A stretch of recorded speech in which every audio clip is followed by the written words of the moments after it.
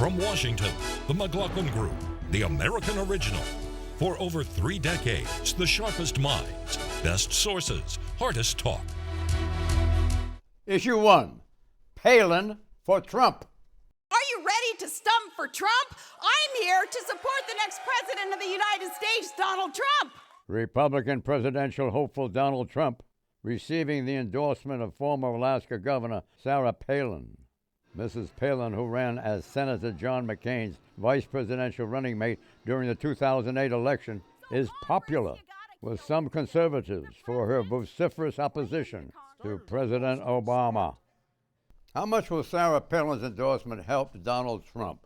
Susan Ferrecchio, and welcome. Hello. I think with Donald Trump, that his sort of Teflon nature goes in both directions. When he says something that's outrageous to some people, seems to have absolutely no impact on him in the polls. He keeps rising and rising. And in the same sense, I think a Palin endorsement is going to neither help nor hurt him. I think Trump is sort of a rising star on his own merit with the conservative base and with Republican voters.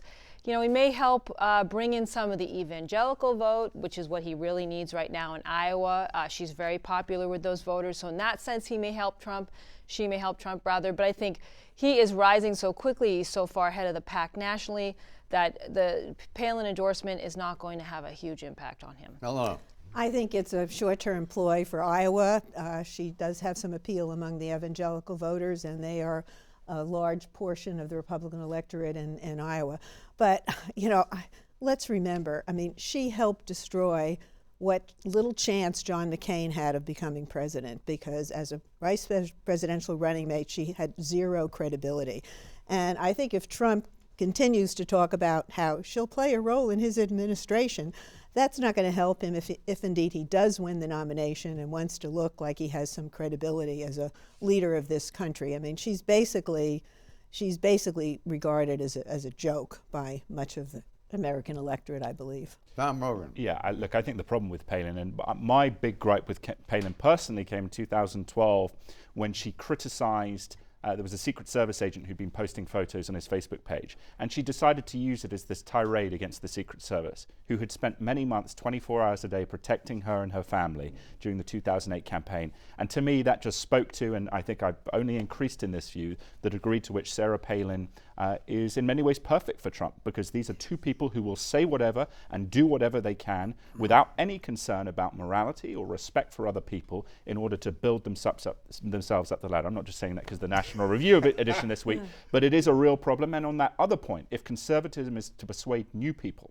I think she's irrelevant, quite frankly, now. But the reason she's irrelevant and the reason she can be negative is that she speaks to a notion of conservatism that is designed to be deliberately simplistic and devoid of intellectual value as a merit. That is not a merit. Odd type of candidate, right? Well, speaking of turncoats, you know, it was interesting, is that Sarah Palin, back in 2012, endorsed Ted Cruz and was very helpful for him getting over the top into the Senate with Tea Party support. Now Ted Cruz is Donald Trump's principal competitor now. He's usurped her throne. Yeah, and I'm wondering what impact that's going to have if some of Ted Cruz's fans might switch. I rather doubt that'll happen, but there might be some, you know, on the margins places where her Palin grass helps. value for Trump right now is in Iowa. Now, because if he can win Iowa and then win New Hampshire, that in itself is a victory that could propel him, of course, in a much easier path to the nomination. So her value for him really is purely, I think, Iowa.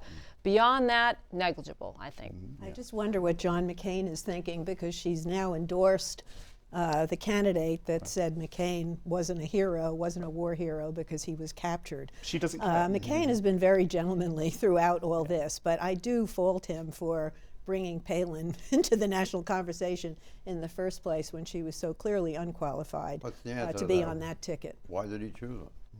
Why did he choose her? Because he was behind in the polls and he was looking for that injection of excitement, and she did do that. And he, to this day, says he's grateful for the fact that, you know, she ginned up that campaign. They got tens of thousands of people coming to the rallies, but she didn't wear well because she doesn't have the credentials to step in as an instant president if that were the case, if he had gone on to win the presidency. Anybody who regrets John McCain didn't win the presidency, I think, looks at Sarah Palin and says, thank goodness. I also think one interesting thing is my conservative, female friends, whether they're working on the Hill or whatever, people my age, one of the things they really don't like about Sarah Palin is that I don't think it's such an issue now, but for a long time she really dominated the discourse, with some people on the fanatical left saying these are conservative women at senior levels. And she's such a non-representative of conservative women in terms of intellect and passion and willingness to engage with people. However, you're leaving out the fact that everyone here are all putting down Sarah Palin, that she has great appeal to the conservative base still.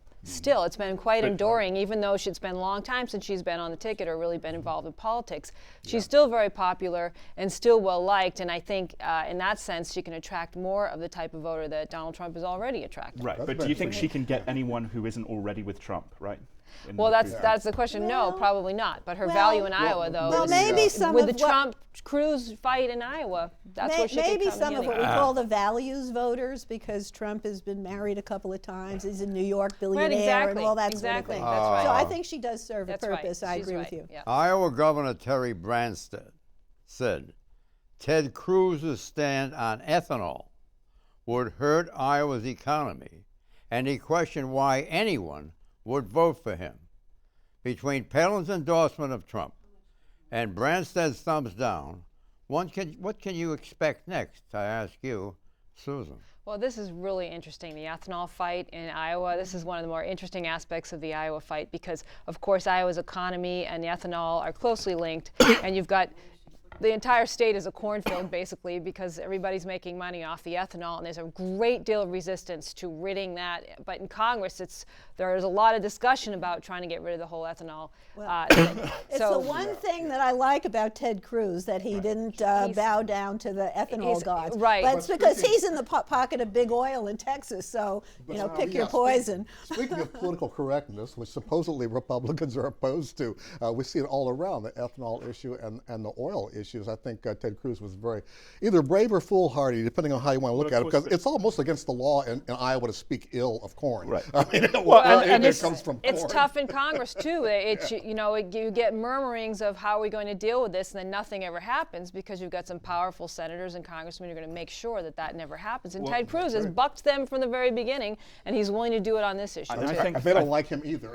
Right, but one of the important things on ethanol, though, is of course that Governor Branstad's son is the guy who's in charge of the ethanol. I mean, there is no better example of crony capitalism and political patronage. And I think actually, when we're talking about the debate, about issues, engaging new people with conservatism, that is a good example of why, quite frankly, you want someone like Ted Cruz, who at least has the intellectual caliber to stand up on a particular issue, because Sarah Palin is endorsing Trump. She whines about these different things, but at the same time, there is no better example of crony. Well, there are as layers. the first Mayor Daley of Chicago said, if a man can't help his sons, as my sainted grandmother said, I've got a mistletoe on my coattail. There are layers of hypocrisy, but in the end, the Branstad criticism of Cruz is going to hurt Cruz a lot more than Palin's endorsement of Trump. But he's still doing well in Iowa, which is, I think he's going to win Iowa. Let's take a lot longer look at it. Palin's track record with campaign endorsements. What is her track record? She's endorsed more than 60 candidates nationwide, and more than half of those have won their races. That is a good track record. Including Ted Cruz. Her star has fallen. Am I right or wrong? That was then. This is now. I wouldn't sell her short yet, though, because Sarah Palin does have a lot of goodwill out there with folks in her country. I call it Palin land, because we're talking about Does she know the way you feel about it? Who fit the Trump. Yeah, we met at the Gridiron Dinner one winter. I must say I was charmed. It was back in 20. We all linked arms and sang "Auld Lang Syne" with Sarah Palin. But we do that with everybody. We do that with Ted Cruz too. I mean, but no, she's a very charming woman. Doesn't know squat about public policy, but she's well intentioned. Put it that way. But if you're a concerned conservative, go with Trump. I mean, sorry, not Trump. Go with heresy. The Twitter is going to go on that. Go with Cruz, because at least you have an intellectual caliber there, and someone who wants to burn and has burnt the system down, whatever you think of that, versus Palin, who I think follows the path of her own narcissism. Did you hear Paige's ultimate positive criticism of a point? Yeah, what did I say again?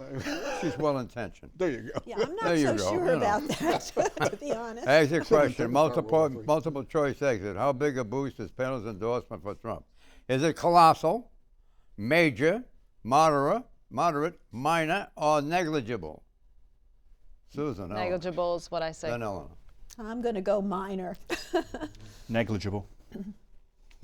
I'll say minor for the time being Right. until I'm proved wrong. What are you saying? I'm just looking at some of the things that are involved here. I think it's pretty important. Trump needs a strong ground game to get his voters to turn out for the caucuses. And In Iowa, important. Yeah, I would agree with that. And I will say that Palin did I say this, has endorsed Major. more than 60 candidates nationwide. Yeah. More than half of those have won their races. That's a good track record. I'll stick with that. Issue 2, Israel West Bank woes. We do not view labeling the origin of products as being from the settlements a boycott of Israel. We also do not believe that labeling the origin of products is equivalent to a boycott. The Obama administration sparked controversy this week when it failed to condemn a European Union EU product labeling policy that Israel fiercely opposes. Under recent EU regulations, member states can require Israeli companies in the West Bank to label their exported products as West Bank, quote unquote, rather than Israel in origin. The EU and the U.S. government oppose Israeli settlements in the West Bank, designated land, they say, that must be held for a future Palestinian state. But Israel believes these restrictions are prejudicial and even anti-Semitic. What is the significance of, quote unquote, made in the West Bank, unquote, labels? Tom Rogan. The significance is the economic impact that Israel has concerns about in terms of Europeans not wanting to buy these products because they believe that it's Palestinian land and thus that it's immoral to buy those products. I would say here, though, the difficulty that you see is that on the one side, I think most people around the world would say, and certainly I would also say, that West Bank settlement construction on the part of the Israeli government is profoundly negative, both for the United States in terms of the indirect consequences of that, and in terms of our relationships with important partners in the Arab world, but at the same time putting these boycotts on, and I'm afraid that's what it is. The negative impact of that is that it simplifies what is an incredibly complex issue, and it defers the necessary diplomatic choices, because the West Bank, very quickly, it'll be the 67 borders with associated swaps. So some of that land will be Israeli. It's not a boycott, it's truth in advertising. These products are made in the West Bank, and for consumers who believe that Israeli settlement building and manufacturing in the West Bank is illegal, they then have the choice not to buy those products. So I don't. Sounds like a boycott to me. Yeah, but it's who's boycotting them? You're just putting on there where it's made. I don't think you can call that a boycott. Issue 3, reading the Ayatollah. For decades to come, inspectors will have access to Iran's entire nuclear supply chain. In other words, if Iran tries to cheat, if they try to build a bomb covertly, we will catch them. The International Atomic Energy Agency, IAEA, says Iran has sent 98% of its enriched uranium stock abroad and deactivated most of its nuclear centrifuges. As a result, Iran is now receiving sanctions relief and approximately $100 billion in previously frozen assets. Iran has also freed 4 Americans, including reporter Jason Rezaian and Amir Hekmati, a U.S. Marine veteran. Iran says the U.S. paid a $1.7 billion ransom for the prisoners, but the White House says that payment was separate. Regardless, tensions remain real. Iran briefly detained 10 U.S. Navy sailors last week, and 3 U.S. citizens are missing in Iraq. Iranian-supported militias are suspected. And in Davos, Switzerland, Iran's foreign minister slammed new U.S. sanctions on Iran's ballistic missile program as proving a U.S., quote, addiction to coercion, end quote. Are the Iranians right? Did President Obama pay a ransom to Iran for the release of the 4 American prisoners? Susan Ferrecchio. Well, I think that we've also let up on sanctions of worth more than $100 billion, which is going to help them fund terrorism and who knows what else. So overall, I think the U.S. paid a really heavy price overall for the nuclear agreement and to get those Americans out. The White House denies it paid any kind of a ransom, so I don't know that we necessarily should take Iran's word over the administration. Secondly, the money that's gone to them was part of the nuclear deal, and it's their money that's been frozen. And the administration is now going ahead with sanctions on ballistic missile testing, which is they're not supposed to be doing, but that's separate from the nuclear deal. Look, the tensions are not going to go away, but an important diplomatic channel has been opened up with this country, and the fact that those sailors were freed so immediately.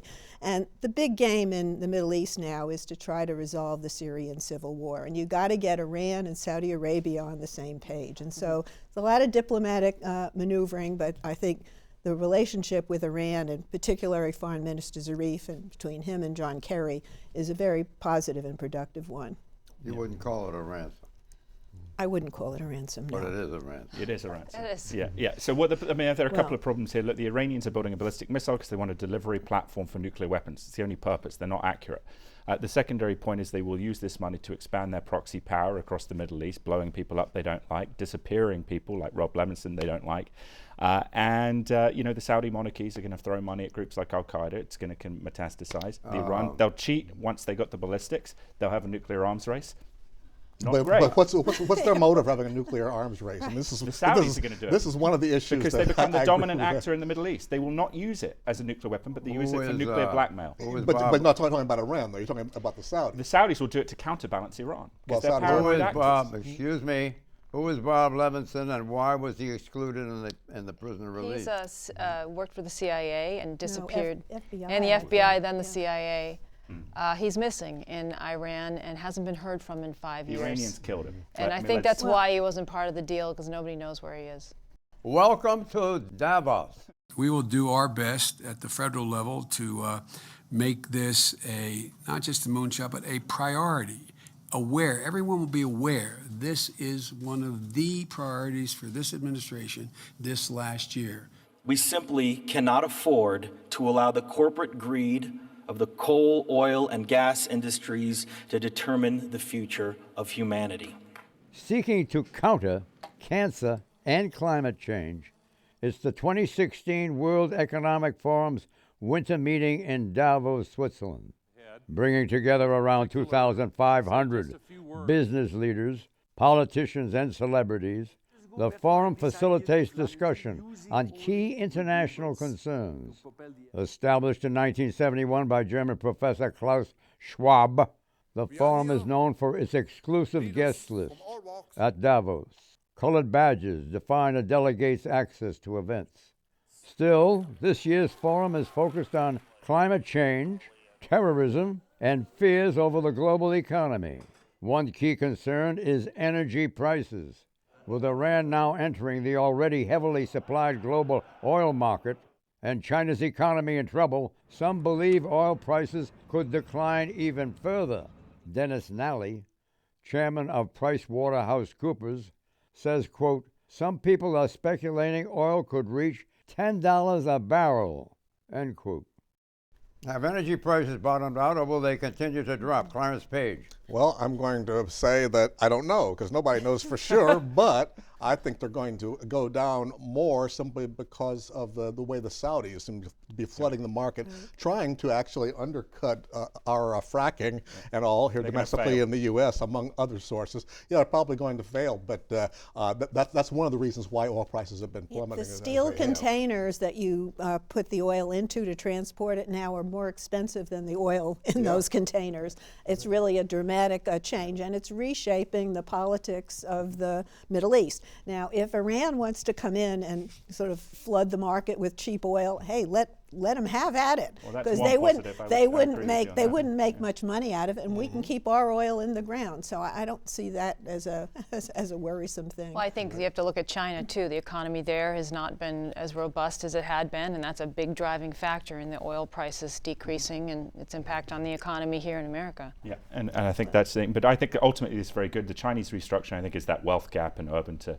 rural poverty, wage inflation. But that was going to happen. I think the oil prices, I think it's very good for the American, keeps more money in American pockets. The shale boom is going to overtake the Saudis. They can't undercut it. One of the big impetus there is the connection point to politics, because unless they reform their political cultures, and I think you have to engage them, got a lot of very young people and not a lot of resources. That is a swamp for terrorism. Yes. Yeah. Well, that's interesting, but here's the answer. World growth was overestimated. China is not consuming as much of oil as expected. The U.S. invested in energy projects, lift the ban on oil exports, and make, quote, energy efficient, unquote, its aim.